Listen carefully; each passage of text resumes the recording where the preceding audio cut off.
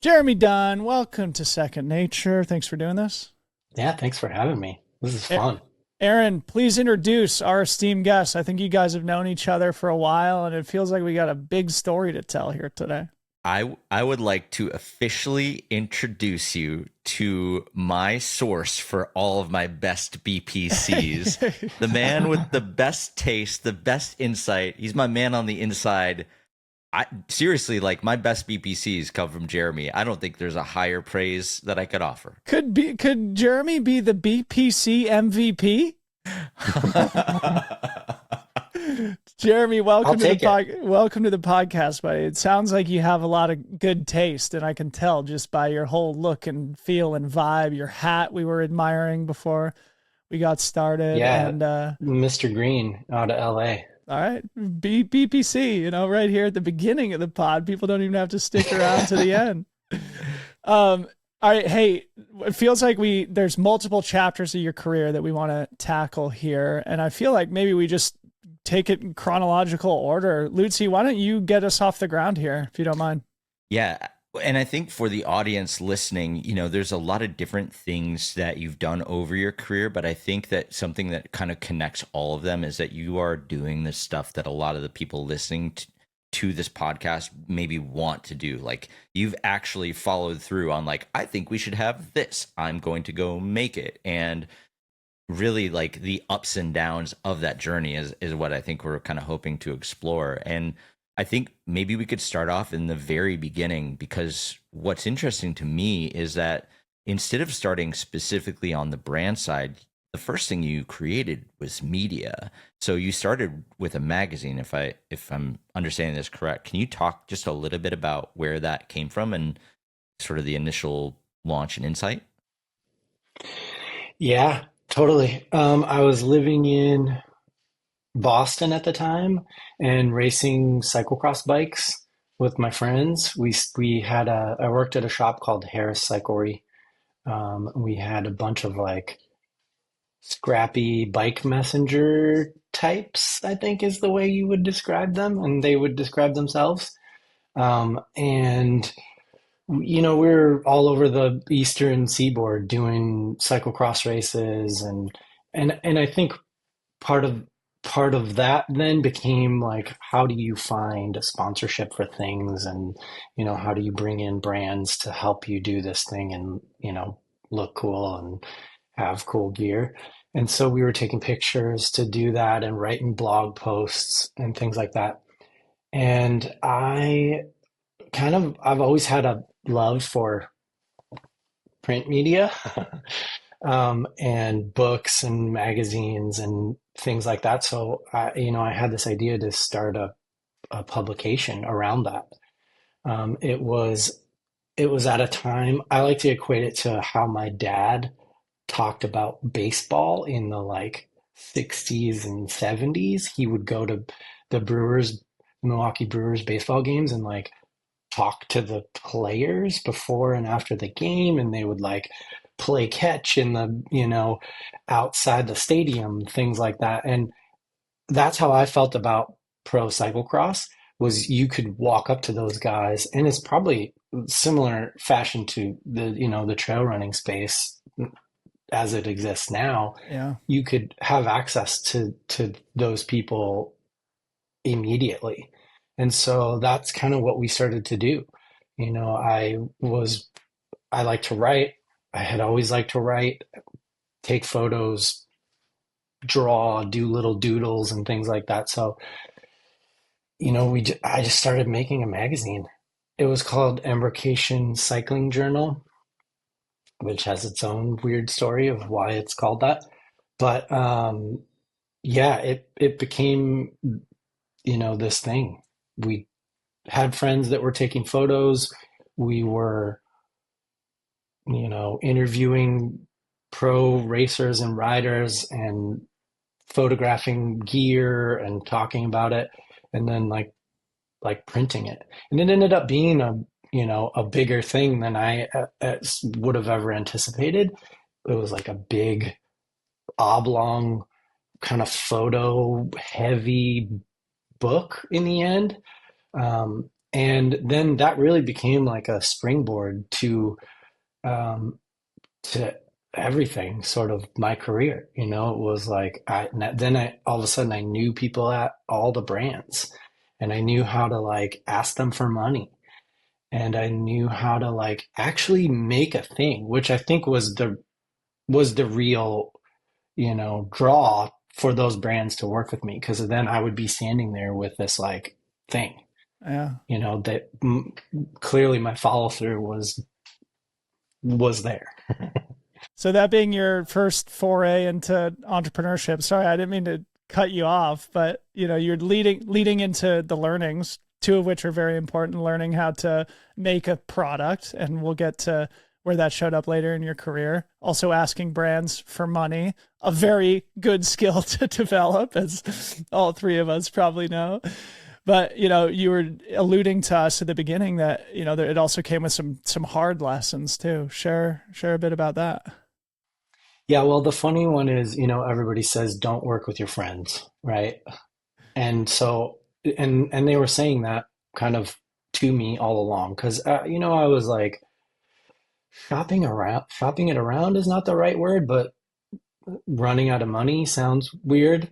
And so I was trying to figure out a way to keep it going, because ultimately it became this thing that was costing me, you know, I think the first print run cost like $16,000, Yeah. you know, and because that's the level of like, I was like, if I'm going to do this, I'm going to do it right, you know, and it was perfect bound. And I mean, there's probably one over here that I should have pulled out for you, but um, and so I was like, okay, don't partner with your friends. And I found this guy that was in the industry that sort of had his own business going.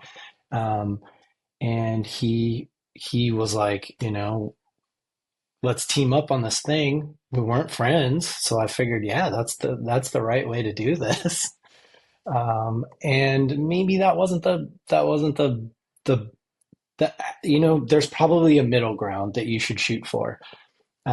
So we did it for a couple years together, and then, you know, then I moved out to the West Coast, so he was still in on the East Coast, and I was going back, and you know, we had a team built around this, and we had this publication, and I was staying with a friend of mine, and his wife was a lawyer, and she was like, "Well, you were saying that he was setting up the business and everything. Let's just go on the state registry and look it all up."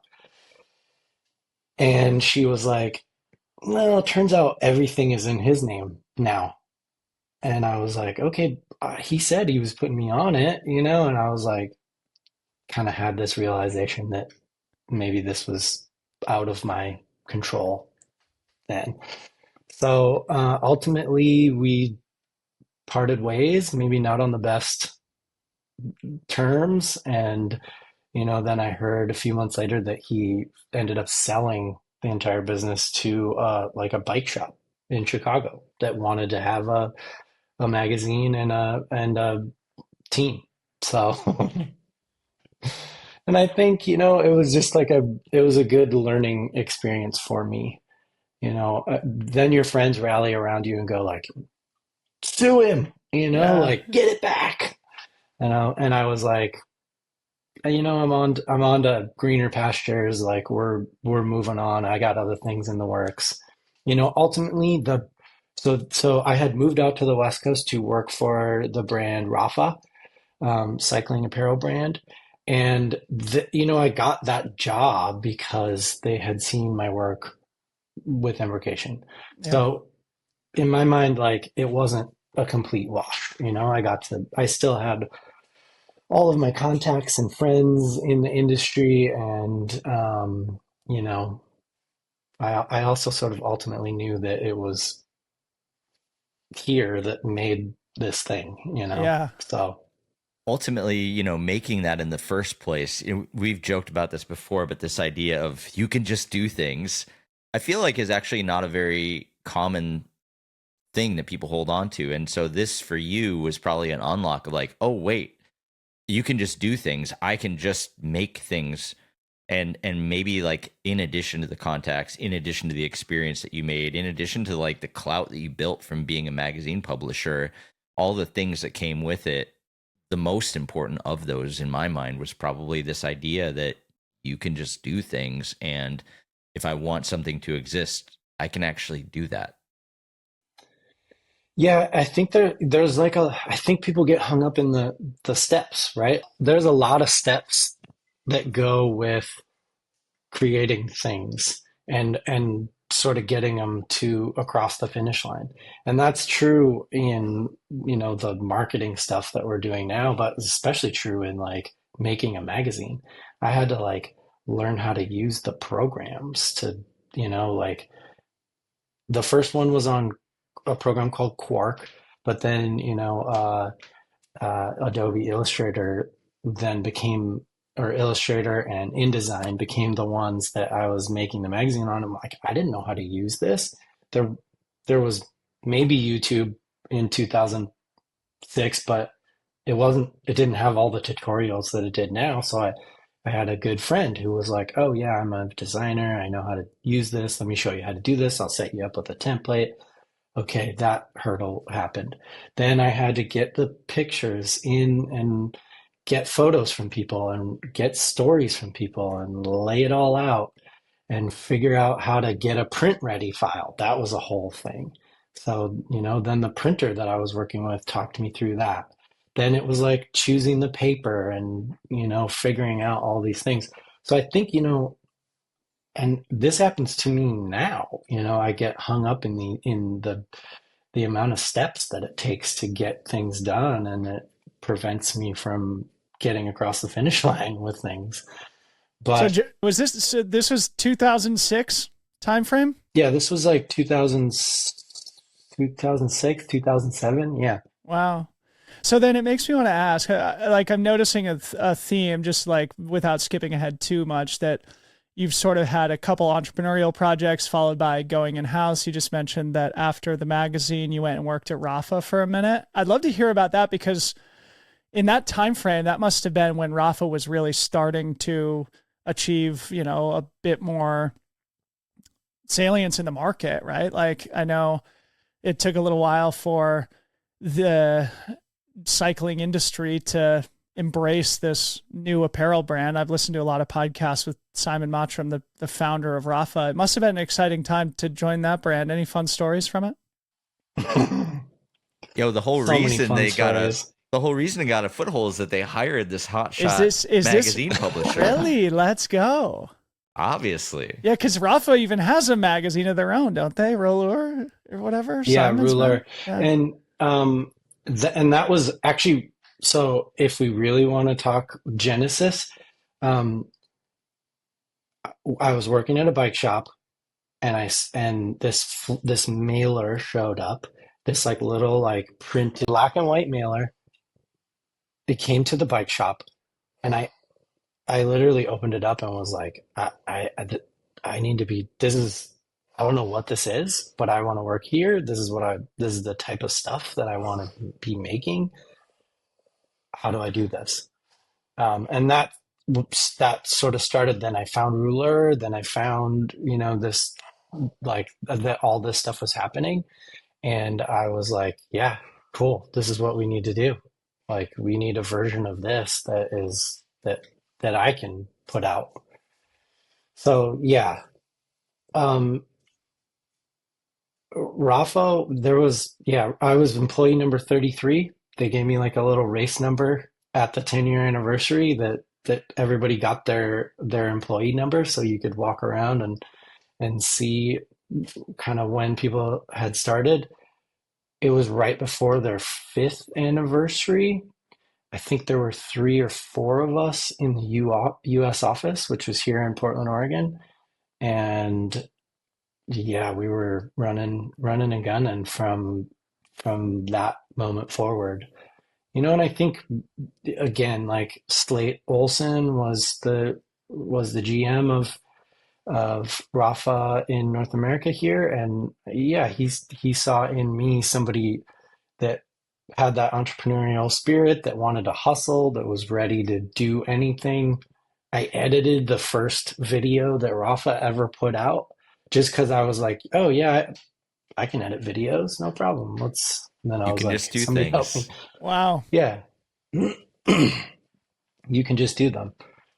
Um, there are many, many fun stories in the Rapha years for sure. You know, convincing Simon over lunch in New York City that we needed to start a Twitter account was one of them.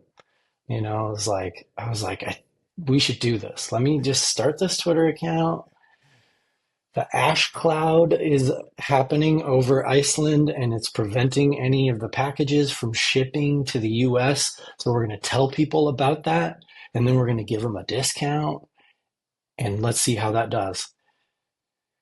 We had like the biggest day of weekend of sales in the company's history to that point, and he was like, all right, this Twitter thing seems like a cool, I'm down, go for it. So, you know, or like teaching Chris Froome. Do you know who Chris Froome is? Of course. Yeah, teaching Chris Froome how to pull shots of espresso on the side of the mountain in Colorado. You know, Let's it's like, go. Tour de France champ, a legend of the yeah, game. Yeah. it was like weeks after he won the Tour de France, and we were out riding with him and Richie Port, and Yeah. yeah. So I've got those for days in the Rapha bank. Wow. Is there anything that you take from that era at Rapha that has sort of been a prevailing lesson that you're still applying to this day? Other than you can just do things, which again is turning into a Yeah, bit I of mean, a I think that's gonna be our theme, right? yeah. Like there was a scrappiness involved that like I now okay, so we'll skip ahead, but I for a while I worked at Specialized as well, and I was running some photo shoots there, and it was just like a different beast. You know, there's like 40 people on set and like craft services and you know things like that, and a police escort so that we could shoot on this road, and you know like the scrappiness and the do-it-yourself mentality and attitude and way of being is for me it flows a little bit better. And you know, I learned that there at, you know, from doing my own thing and then working at Rafa. And, you know, it's just like when you're in a sporting context in the outdoor space and you're trying to make things that connect with the same type of people that you are, like, let's make it on the same level. Let's make it for them, with them, you know? Yeah. And I think that was sort of my big takeaway from that. So maybe going one step deeper, one of my favorite hobby horses is the collision of culture and commerce. And in that era of Rafa, if you showed up to a group ride, even if you weren't like if somebody even if they weren't a good cyclist and they were rocking Rafa, it was a signal of like they understand the culture of road cycling and the beauty of road cycling.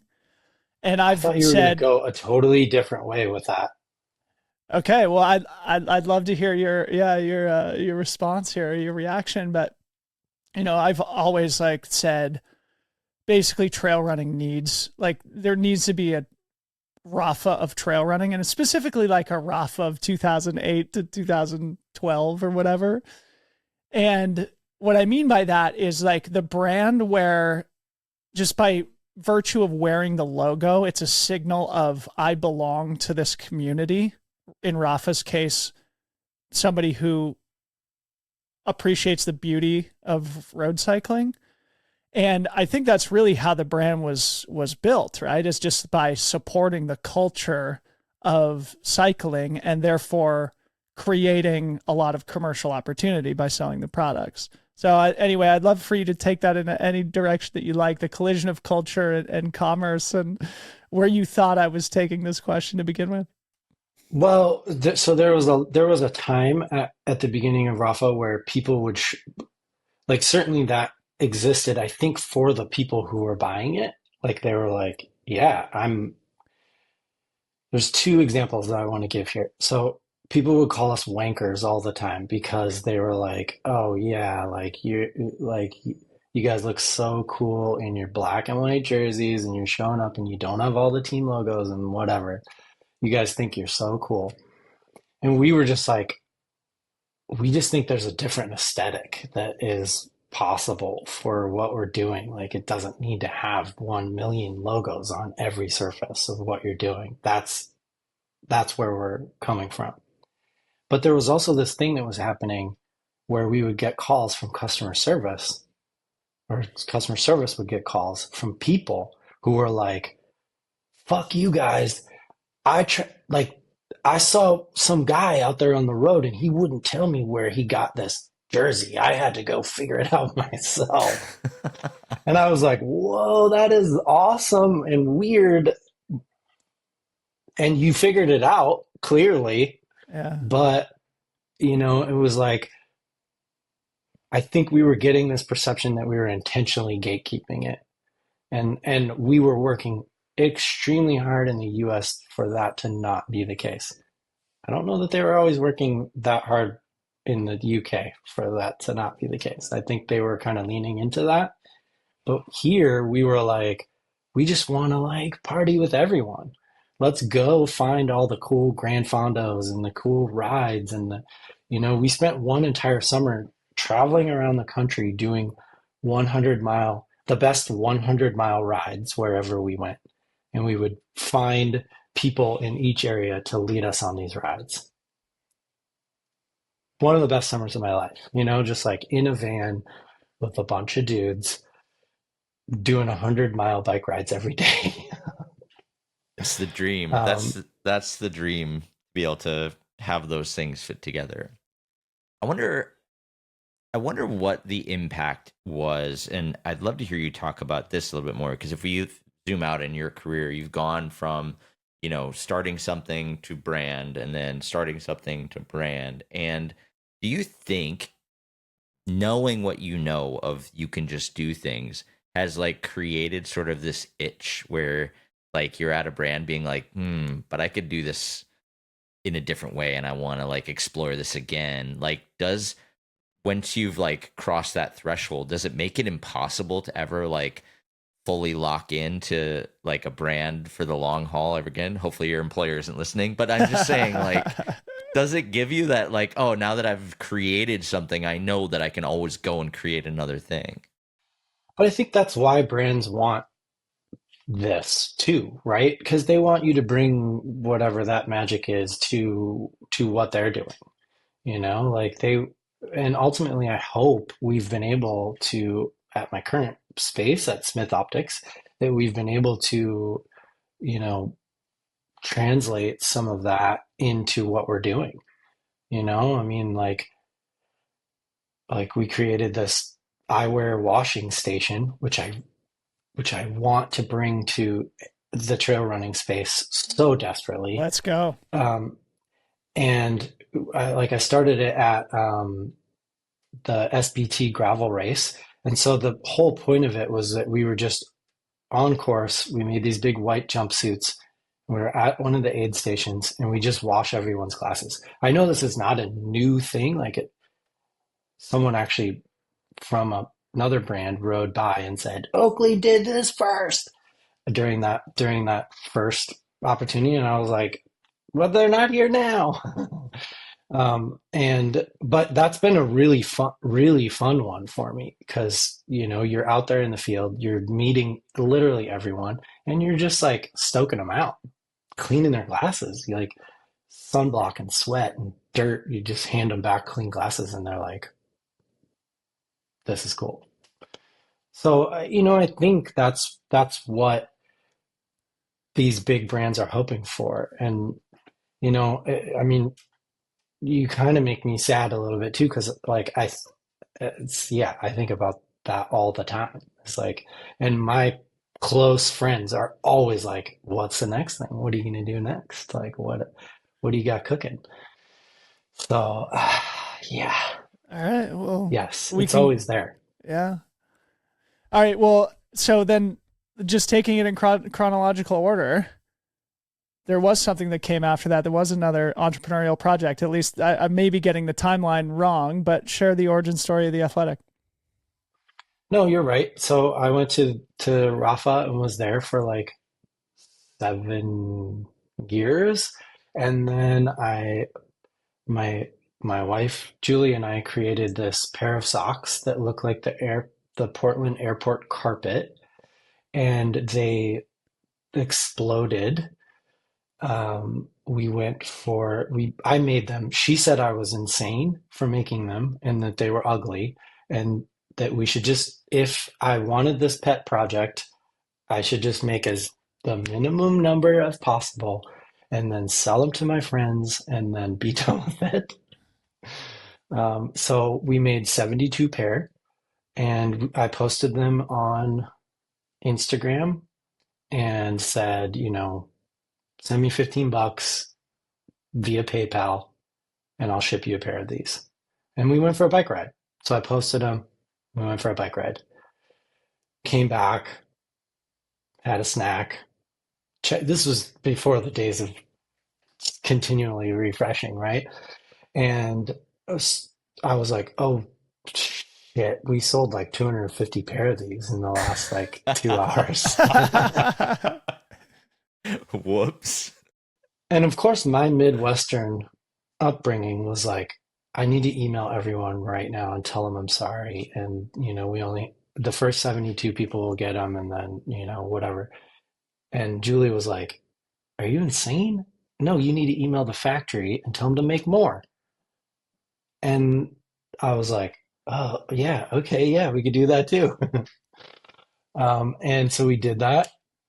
And then like weeks later, like I kind of just left it running, and 250 doubled and then tripled and quadrupled. And weeks later, we were ordering like 1,000, and it was like this thing, So then we started doing all kinds of designs. We did a LAX sock, we did a JFK sock, and a JFK Boston. So there's like a carpet in JFK and Boston that exists in both. And so we did it like one in one direction and one in the other direction, and paired them together, just to sort of like keep that rivalry alive. Um, and yeah, like almost a year later, she my wife said, we're making more money with this than you are at your job. So you should leave your job and we should just do this full time. And I was like, yeah, cool. Let's do this. All right. So before we move on, Lucy, I think it's important now to spend a minute on Julie, because I realized right before we started recording that your wife is Julie Krasniak, who we're just talking about, who we've been talking with a bunch through Free Trail and a lot of things that we're doing. Share a bit about Julie and sort of what I'm alluding to here, and in what ways you guys have been collaborators over time. Yeah, we've been collaborators for a while. We met on a Rapha photo shoot. It was in France. She is a French woman.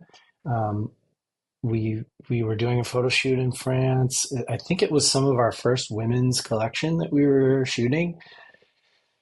We met there. She really didn't speak any English. I definitely didn't speak any French, but she kind of said she was coming to the States to do some training. She was a professional cyclist at the time, on the French national team, and so she was coming over to Colorado to train. And I was like, well, Portland is not close to Colorado, but if you want to come out to Portland, like we have this office and we ride bikes, and we'd love to host you. And she was like, yeah, cool, I'm coming. And I was like, all right, cool.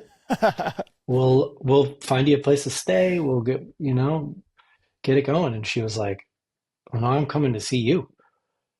And I was like, oh, yep, great.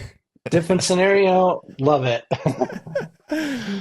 So she came out for a week, and then we were already then making plans to, how to get her to meet up again.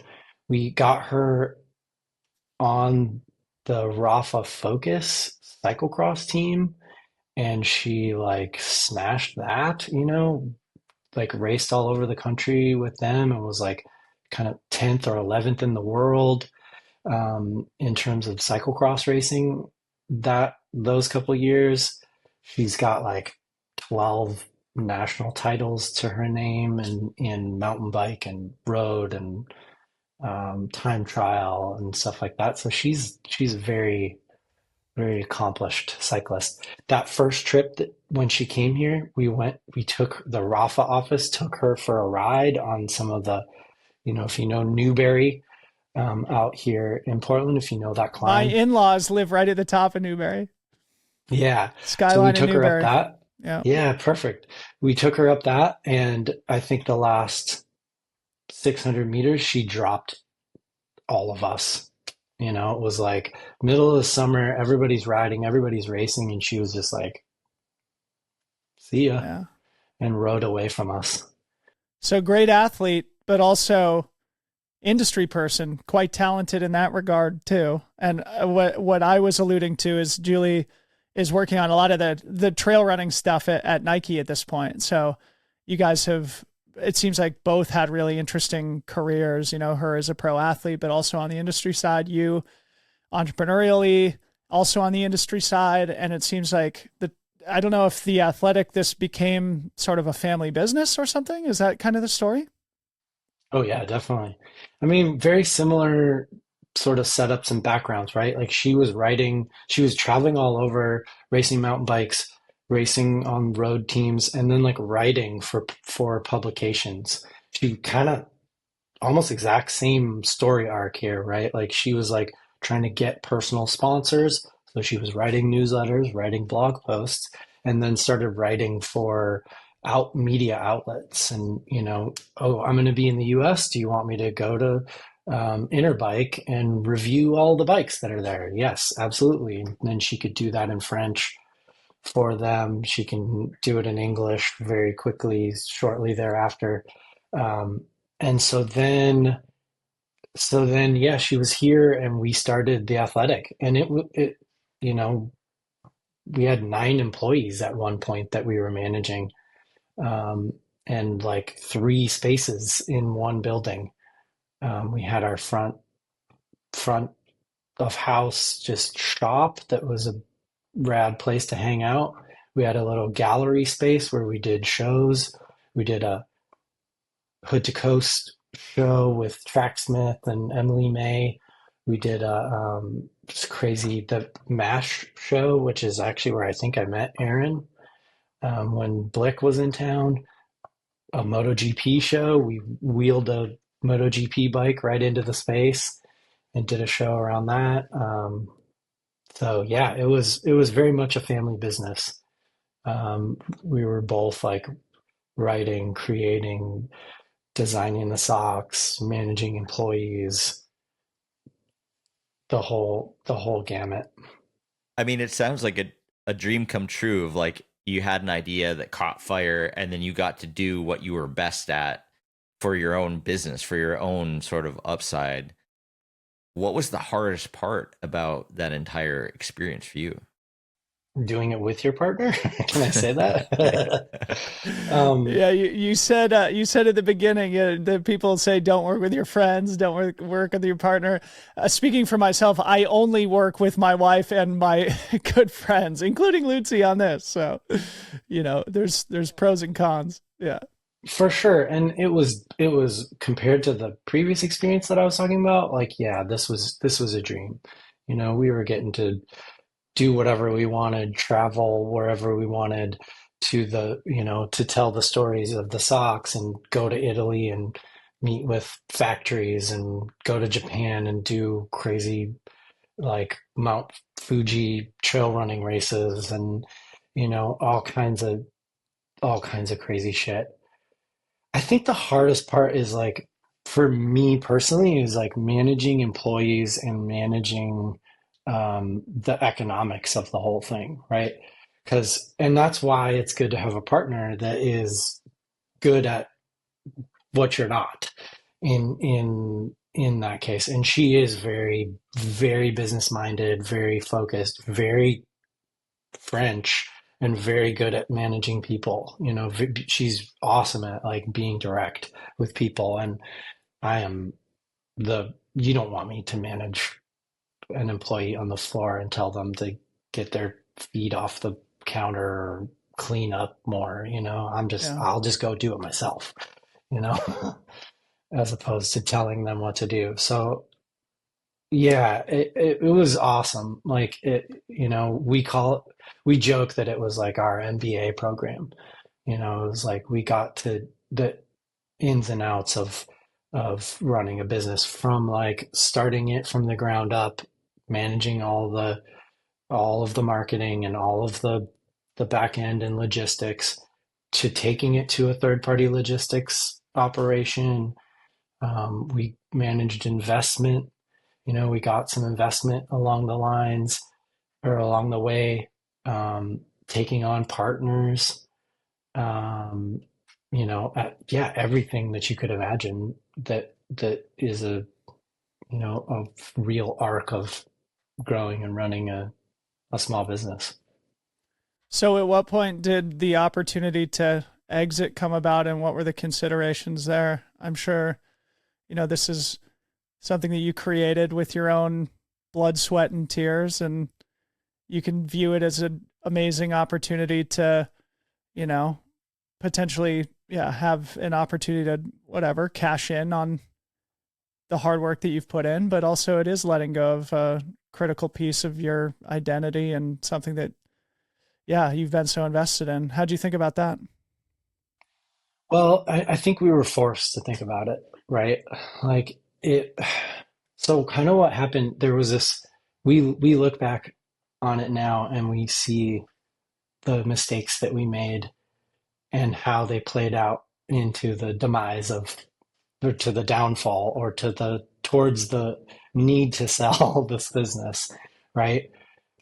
We took on some investment, and the goal with that investment was to do a couple things, was to redo our entire website and kind of bolster our back end of what we were working on, and also to start to navigate into a new arena.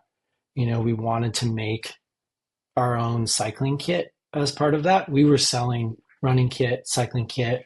You know, we sold at our store, we sold Tracksmith, we sold Satisfy, you know, and we were like, okay, we found some factories and we want to explore kind of making our own and what that entails. So we got that investment and we fully dove straight into those two projects, like in a big way.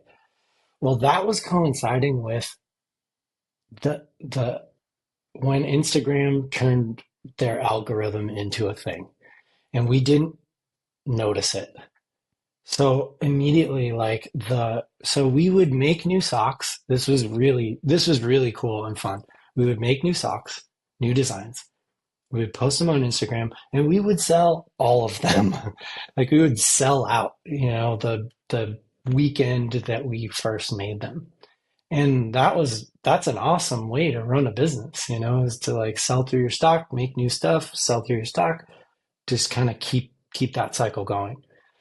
And so it coincided, us diving into these two huge projects coincided with that happening. And we weren't really paying attention to the sales at that time.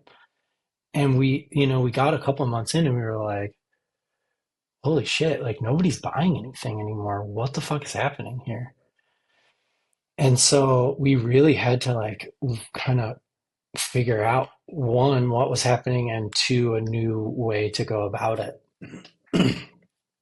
But that was sort of like a tipping point for us. Then, I would say we almost fully recovered from that. I was like, okay, we can write newsletters. I started this I started this weekly newsletter called Fun Times Friday, where I was going through and just listing off. This is probably also the origin of BPC for me. I was just like listing off cool videos, cool new products, cool people that were out there in the world. I would just try to do 10 things every Friday. And that sort of like people started subscribing. It became a driver for everything that we were doing. Okay, so then we were like, okay, cool. We worked our way out of that. Then we were like, we should move our space. I don't know why we thought we should move our space, but we were trying to re-energize the actual building and the actual like the shop. Like we wanted to have a more modern looking, cool shop.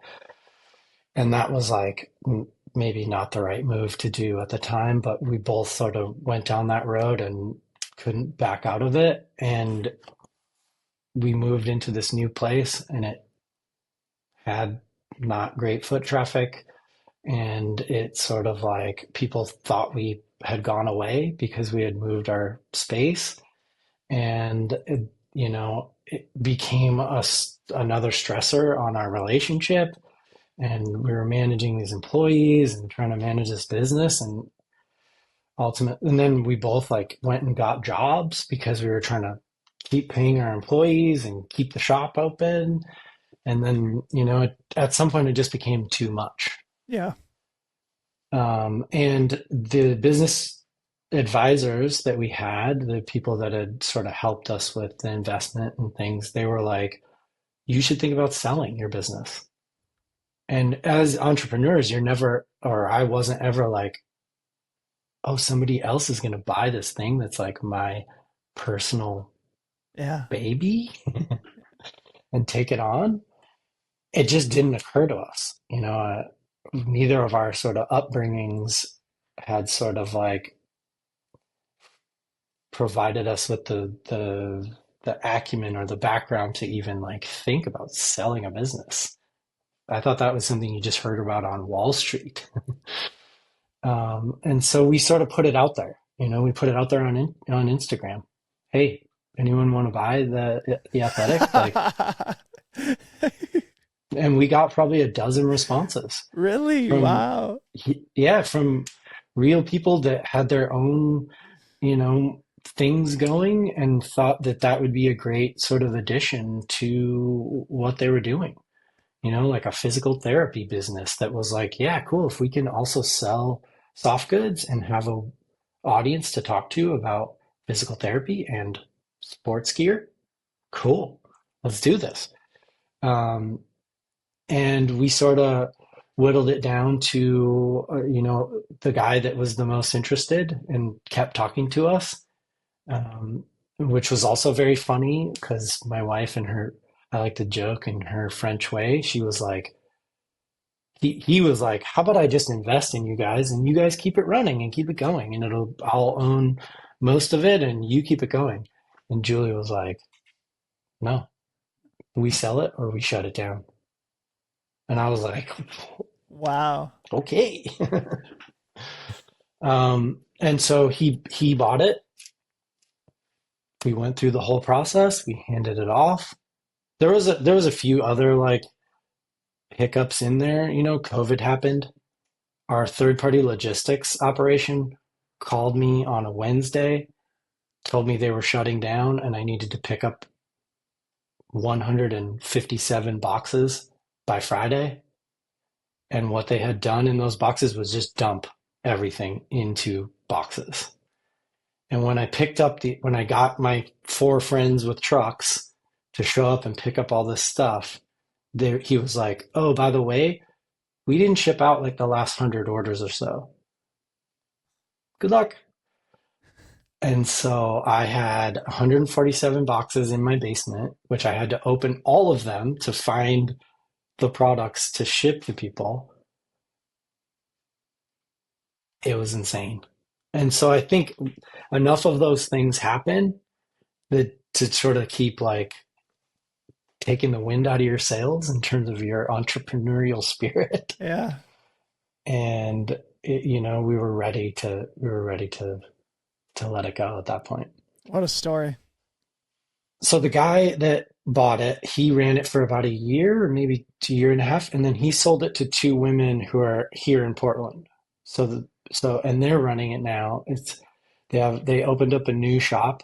I saw it last week. Fucking fantastic. Looks amazing. They're the two of the sweetest ladies around, and it's I mean, it's kind of cool to me to see this thing that we started still like have a life and carry on. Was the buyer a guy who discovered this on Instagram? Like your for sale sign? Because it's funny because I think it's obviously the non-traditional process. I know of a brand right now who's on the market right now looking for buyers, and they're doing it with a broker. It sounds like you guys did the DIY approach. Yeah, I think he was a fan. He followed along and participated in he'd been in the industry his entire life and was a writer and interested in sort of like the story, continuing the story and having something that was his own as well in that way. And I think just was had an affinity for it and saw it as an opportunity to, you know, roll with it. So I think ultimately it was just him and it was just a lot, running a business is a lot. Yeah. And I think like taking it on was more than he was into at the moment through no fault of his own. Yeah. I'm curious about sort of like your personal identity after selling this business and having gone through that cycle a couple times at that point. How did you think about sort of your next step at that stage? What was the day after the sale like? Or maybe the week after? You're like trying to get at how big of a failure I felt that I No, was. no. Like, I feel like our identity is always sort of wrapped up in what we do. And, you've kind of gone on this wide spectrum of like brand guy, entrepreneur, brand guy, entrepreneur. And so, like, as you've, like successfully executed, you built a brand from scratch and then you exited it, but then probably we know the story that you then went to a brand. So like how did you kind of reckon with like that, like where do I fit on the spectrum? Do I go start another brand knowing what I now know? Do I go work at a brand taking what I now know? Like how did you sort of reckon that entire spectrum into the next step? Well, I think the first step was relief, like relief that one that it wasn't a total failure and that like people were still really into it. We were also like in debt trying to run that business and trying to make sure people still got paid and we owed a lot of people money and that's a very real thing. You know, we struggled a lot with that business to even like get a line of credit from a bank. We never did. We tried for the entirety of our, it was like every 8 months or whatever their turnover cycle is when they need to check boxes that they talk to X number of small businesses about lines of credit, they would come calling and we would try again. And they would say, well, you have all this stock. Like, what if you don't sell it? Maybe let's Mm, talk again next quarter. Um, and so, yeah, we struggled with that. So relief, I think, was the first scenario. I was like, this is not going to bring us down for the rest of our lives. yeah. It was like an actual thing that our, you know, MBA program cost us 75 grand each. But, it was, I think there needs to be some time there too. It's like, it was hard to start mentally cooking on new projects when, it did feel like a little bit of a, you know, eh, like a stab in the gut, it was like this is something that we did work really hard on. It was, I'll be extremely honest with you too, like it was like I think it would have been the detriment of our relationship. I think she will tell you that as well, probably easier than I would. Yeah. Like it was either going to be the business or our relationship that was done at that point. And I think it was just like the stress of of it, of like trying to keep this thing rolling. So, I I feel think you, it's bro. like, I work in the trenches every day with my wife too. Yeah, I was actually out on a run with a friend this morning and we were talking about it, and it was like, when it's good, it's so good. When it's bad, it's just like really hard on a family unit. But yeah, I think, yeah, it's, you receive advice to not work with spouses and friends too, but also the benefit of it is that you have like the built-in supreme trust, and like know that really you do control your own destiny, and there's huge value in that. But you do have to really invest in the relationship as a married couple, because oftentimes it's easy to lose track of that because when you're operating your own business and you're you're like in the ringer of just trying to have this thing survive, it's really easy to lose track of investing in the partnership too. So anyway, I think before we wind down, I'm sure we've got a lot more to talk about, but one thing that I know would be interesting is this idea of like, I don't know, outward perceptions of your business and how that is different from the boots on the ground reality. You were talking about like how it's easy to feel like businesses are bigger than they actually are, well, from the outside looking in. Share a little bit about that with the audience. yeah, and I mean, that started with Rapha.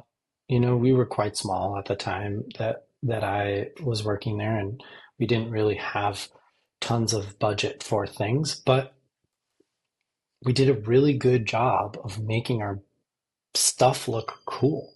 That was something we were all fully invested in, and we talked about it a little bit at the beginning before we were recording, but it's like in the outdoor industry, you get a lot of these folks that are here and do it and work in it because they participate in it, because they love it. So they're way more invested in the output, in the final product, than I'm guessing other industries where it's just a job. And so you get this thing where, and it happened at Rafa and it happened at the Athletic. Specialized is a different story. And it happens at Smith now, where people just assume that you're way bigger than you are, and so they ask for a lot more. And and on the brand side, it's you kind of want to lean into that, right? Because everybody's trying to grow ultimately, but it's also like trying to be honest with everyone with the funds that you do have to distribute, and the things that you're able to do, right? It's tricky right now, especially, looking at the bike industry that's just going through the ringer at the moment. No brand would actively raise their hand and say, "Hey, we're getting beat up left, right, and center, specifically on these things, and this is how bad of a impact tariffs is making on our business, and like we're really struggling, guys." Like you might hear that privately, but you wouldn't hear that publicly. And I think it's to the brand's benefit in a lot of cases to sort of hide that until it's too late. We just saw a bike brand in the last week or two in Europe just completely like throw their hands up, and YT just went through like the German version of like Chapter 11, and that was like one Damn. of the Isn't that biggest, that's a pretty big brand in Europe, right? massive D2C brand globally, and they basically just said like, "Oh, sorry, we're restructuring. Like, we'll get back to you." And there was no, from what I can understand, there was no real sign of it until it was too late. Like people had put in orders, and then they just got an email being like, "Sorry, we'll get your money back at some point." And so it's, yeah, maybe, which is awful for everyone. But like, what benefit would it have done for that brand to be honest with everybody months prior to being like, things aren't looking good? I think everybody knows inherently that things currently aren't looking good, but yeah, it's like the brand would never tell you that. And so it's like in the vested interest of the brand to always project this like idea of success, long-term vision, future, blah blah blah, but ultimately like the reality is not the same. And I think I think there's value in positivity too, you know, like, and that's what, like, when I'm as the marketeer, do we say that? As a marketeer in the space, you know, is like I get more out of and back from positivity than the opposite.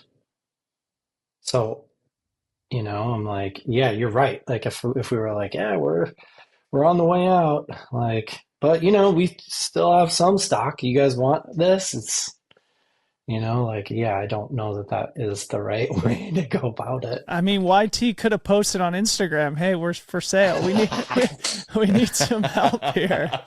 I'm sorry, I don't need to mean to make light out of, you know, their issues, but No, yeah, theirs or ours. I mean, yeah. you're making light of ours too, but I you mean, know, business is hard. This is our tagline, dude. It's fucking hard, you know? Like, and it can be going great one year and just like then you're staring down the barrel of complete bankruptcy and failure, you know, the next year. And or it's even like, quarter to quarter, you yeah, know, they're like, I live in a world where, you know, we start with a budget for the year and that changes depending on how we're doing.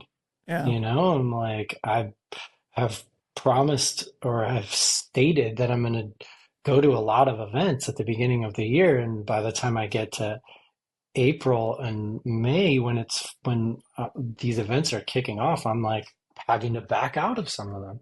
yeah, That fucking sucks. Mostly because I know most of the organizers that I've committed to. yeah. Well, all right. So where else do we want to go before we get to the BPC MVP? I mean, I don't know if there's anything you want to share about like what you're doing at Smith now. It feels like, you know, we should definitely have you on more times in the future to just maybe talk about what's happening in cycling and outdoor and endurance sport entrepreneurship, you know, various cool brands and stuff. But Lucy, is there anything else you think we should cover here? dealer's choice, Jeremy. Where you want to go? I thought it was interesting. You said, I wrote down, because Dylan, you said that the running space doesn't have those like visual signifiers to show that, you know, like you get it. Yep. But I feel like there's like so many brands in that space. Like, is Tracksmith doesn't do that Not for in you? I'm trail. joking. I'm Yeah. joking. I'm joking. I get it. Satisfy doesn't do that for you. I mean, for a certain consumer, I think it would, but it's not the same as Rapha of 2010, you know? And what do you think? What do you think it would take to get to that? All right, Jeremy, you're opening up a huge can of worms here. And I feel like you and I need to like just have a Zoom call one on one because this is legitimately my biggest hobby horse in the world. But, you know, something there isn't a brand that speaks to me in the way that I feel Rapha spoke to a very particular person in cycling in those early days who cares more about the culture, the community, the feeling, and the art of the activity than the X's and O's of training and where you finished on the podium, and who leads through storytelling and connecting with that cultural and like emotional feeling of participating in the activity. I just don't think anybody's doing it well right now in trail running specifically. So I think like Tracksmith is like occupies an interesting space in the road and track scene. It's not my vibe. Bandit, I think, is doing really cool stuff. I mean, actually, Lucy, on our next Bro Pod, I got Galaxy brands for us here. All right, I'm in. But I That think, that you was know, the other brand that I was gonna say was yeah, Bandit. Seems like yeah, I have tons of respect for what they're doing, but it's more of like an urban East Coast vibe to me. What we need is the West Coast feeling Rapha of trail running. sounds And like we're starting a brand. let's No, I'm just go. kidding. Don't get me started on this. Seriously, don't get me started on this. This is literally my biggest dream and my biggest like professional aspiration. Unfortunately, I have 10 million things going on. Yeah, too bad you have so much free time on your hands. Yeah, right. Dude, this is Speedland doesn't do that. yeah, I mean, I think they're doing a good job. I think yeah, like there's yeah, anyway, there's more I could say Hoka about doesn't do that, uh, or like, I are there mean, I think individuals that this you is the think thing. that are doing it? I think there's a lot of good brands and everybody's making great product now. Yeah, So yeah, the I guess counter argument to the point I'm making, or I guess like if we were doing an analysis about is there an opportunity here, the fact is that it is very competitive now in trail running. And especially now as we see, you know, Nike coming in, Adidas is investing heavily in it, Brooks is investing heavily in it, to the point where it feels like even like the long-term incumbents, you know, Salomon, the North Face that are more like outdoor are really having to defend their territory. So it is like this collision of outdoor and performance that I think makes it a really interesting category. But the fact is, it's still a small category and it's very competitive. So I think that would be sort of the risk is like, how do you compete how do with you all break these? in? How do Yeah, you even exactly. like cut through that noise? Yeah. And even in that vein of thinking, like Rafa, it was like a different time, right? Like the internet was a different thing. Like there wasn't like you couldn't just look and find all these people that were sort of like doing it, and maybe they were out there. Maybe there was 1,000. Maybe there was 2,500 of them that were doing it, but you couldn't find them that easily, you know. And maybe that's why like us like hitting the road did that like Yeah. sparked something And there. the truth is too that Rafa then inspired, you know, 200 other sort of small cycling brands too. And so they sort of created their own competitors too, didn't they? God, For this is going sure. to be such a good part two. Dude, we got to do just, yeah. Even just the ones that have .cc as their website Yeah. slug, like we were just like we joked. So it's like Canary Islands is what it is. Like that's what .cc is, and we always joked that it was cycling club, right? Yeah. Like it's the Rafa cycling club.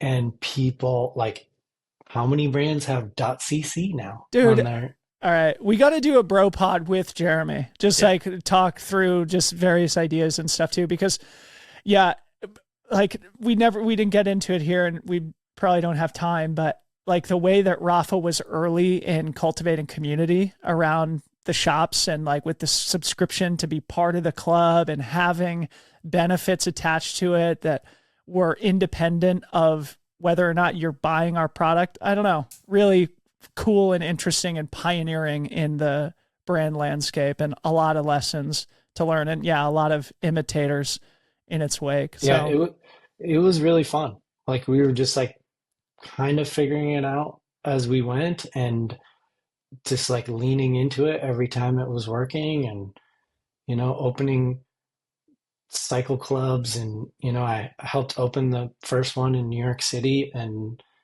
like it was I'll never forget that one, because every morning I would walk from my friend's apartment where I was sleeping on his couch to, shout out Rich Bravo, to the cycle club they were opening at like 6 a.m.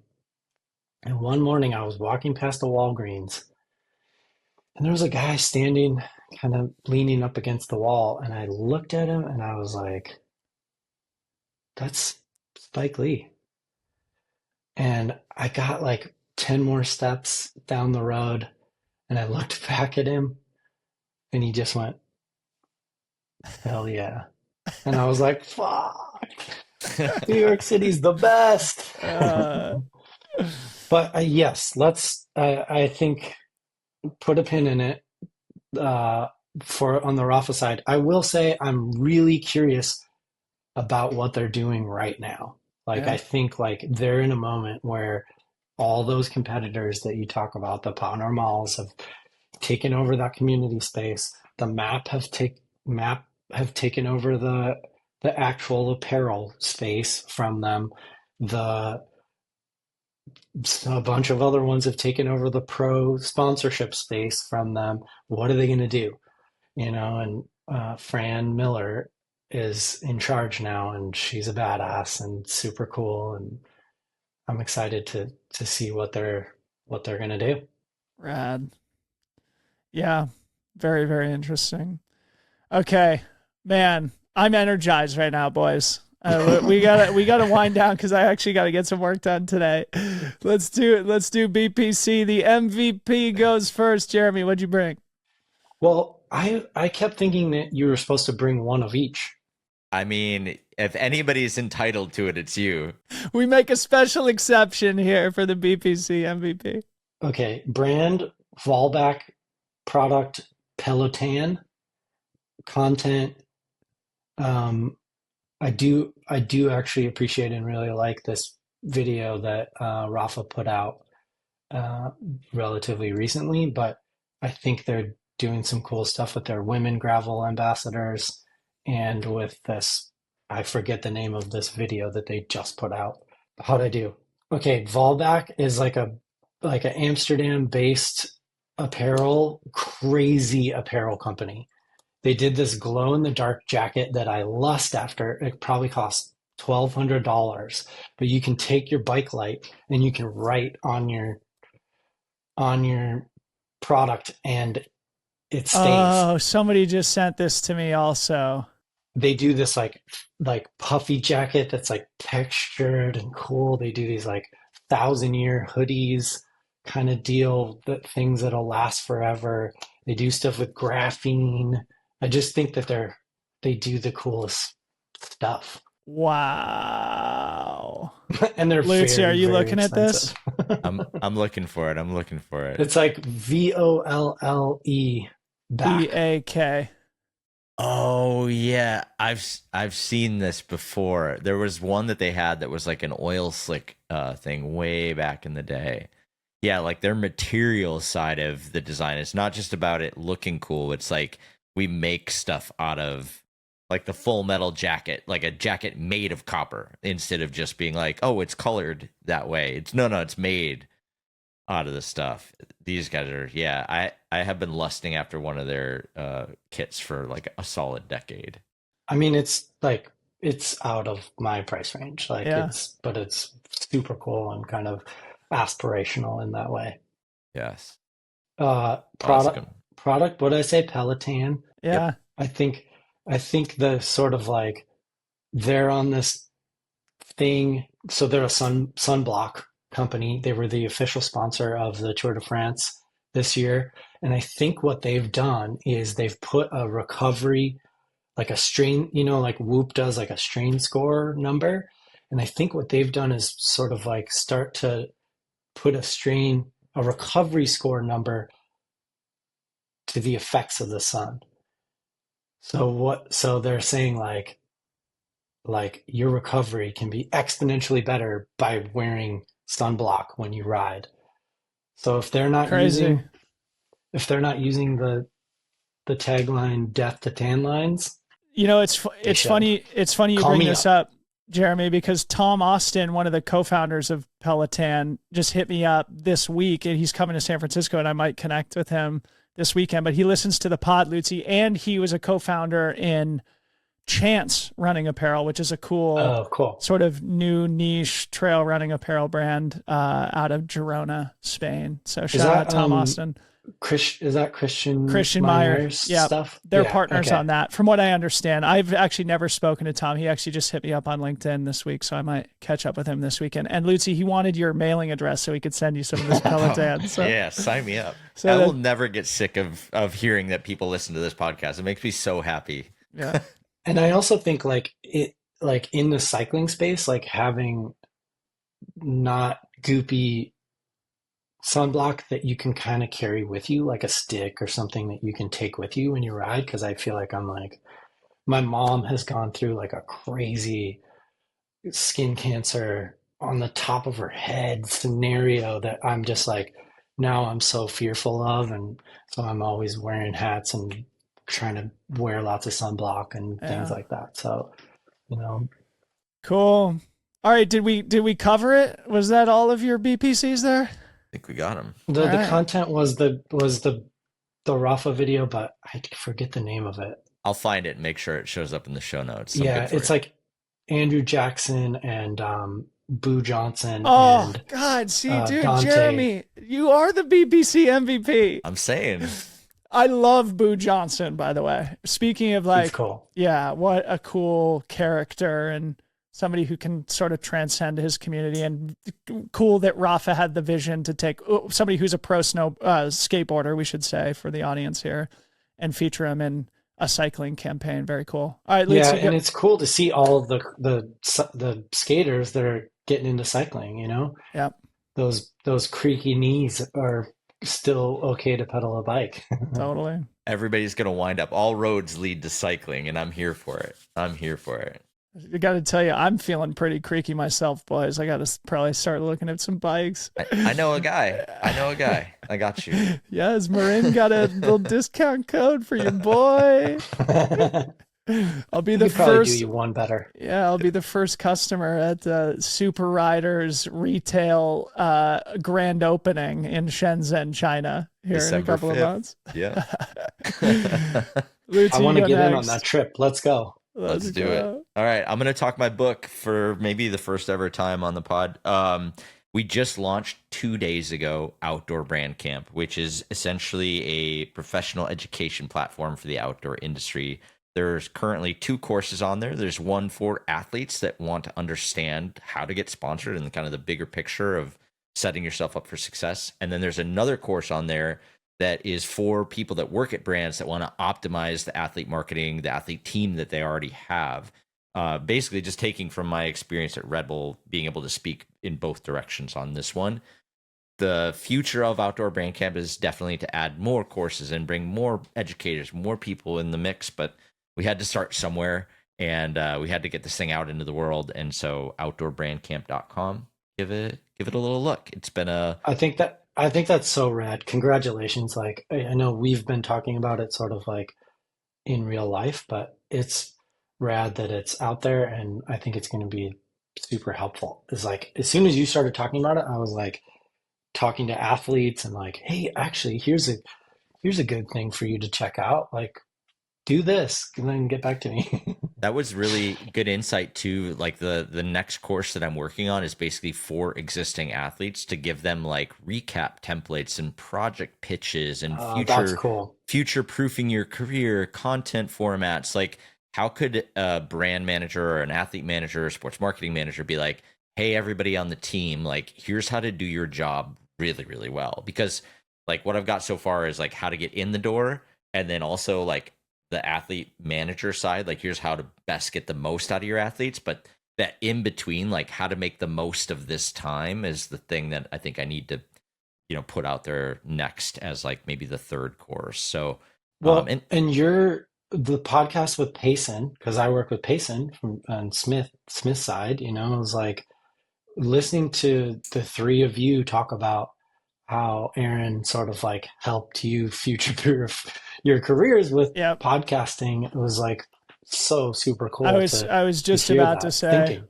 Yeah, like we'll do on our next bro pod for sure. We'll do a deeper outdoor brand camp, but congratulations, buddy, on getting it off the ground. And I provide my full personal endorsement for the value of Aaron Lutzi's advice over time. And I think it's priced in such a way to where it's an absolute no-brainer, like a couple $100 to invest in your career, no matter how much you make, like even if that's a stretch, like it's a no-brainer type of investment that you will absolutely see a return on. So congratulations to you, buddy. So good. Thanks. All right, I'll close this down. I have my little doc open here where I have my BPC list. Did I already do the John Florence one on a previous episode? No, I don't think so. All right, well, also rides bikes. Does he really? Okay, cool. Well, yeah, I just he's wanted like a specialized guy. Nice. So John Florence, of course, arguably the best modern day surfer. He was on the Rich Roll podcast a couple of weeks ago. It's definitely worth a listen whenever you can sort of have an opportunity to hear from one of those transcendent, like sport defining athletes. It's always just really, really interesting. So John Florence on Rich Roll. And then I feel compelled to bring this up. And actually, I want to do a segment on this in a bro pod too. But Jeremy, do you listen to the podcast How Long Gone? You strike me as a How Long Gone guy. No, Oh my I God. do now. Oh, you'll love it. You'll love it. Anyway, I think we should talk eventually, Lucy, about Outdoor Voices and Tyler Haney, their founder, is coming back. And it seems like there's new ownership, but I think there's an interesting conversation to have about like founder-led brands and the importance of founders to these consumer brands. And I think she was kind of early to that trend with Outdoor Voices, which was kind of one of the early darlings of the D2C boom. And then they had issues. She left. Now she's back. Anyway, she was on the How Long Gone podcast. So I'll just throw that in there too. John Florence on Rich Roll and Ty Haney on How Long Gone. Both really good. This is a very stout BPC. I feel like we delivered on brand product content. Yeah. Sick. Jeremy, you're the man, dude. So fun to chat. We'll do an episode with Julie at some point too. That would be fire. If you can convince her, it would be great. Okay. That'll be your first challenge. Okay. All right. Understood. We'll start working on it she's now. very guarded. It's great though when she opens up, and I love her more than anything. So yeah, get her on here. Sick. Well, thanks so much for sharing so much of the story. I feel like we just scratched the surface and to be continued. Yeah, great to see you. Awesome conversations. I've always followed your stuff, Dylan, so it's super cool to do this. Thanks for having me.